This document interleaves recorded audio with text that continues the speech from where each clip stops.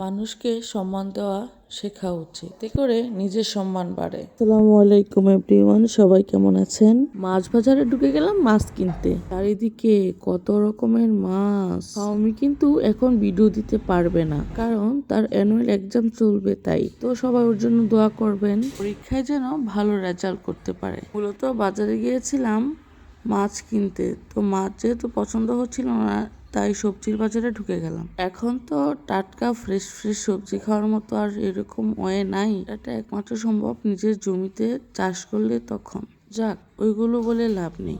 সবজির কালারগুলো কেমন লাগছে কমেন্টে জানাবেন। কিনে নিলাম 1/2 কেজি টমেটো, 250 গ্রাম শিম, আর 1 কেজি শসা। সবজির বাজার যেন আগুন, যা ধরি তাই চড়া দাম। যাক, কি আর করার, তবুও তো খেতে হবে।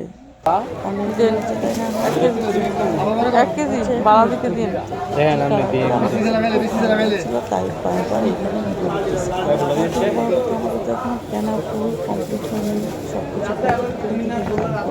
বারবার এখান থেকে এখন আমরা চলে যাবো পেঁয়াজ কিনতে। তো পেঁয়াজ কিনতে গিয়ে পেঁয়াজ কেনা শুরু করলাম। পেঁয়াজ, রসুন সব কিছুই কিনলাম। আমরা চলে গেছিলাম নরসিংদীর বটতলা বাজারে। এখানে সব ধরনের মাছ এবং সব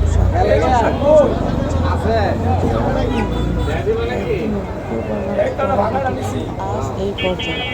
আল্লাহ হাফেজ।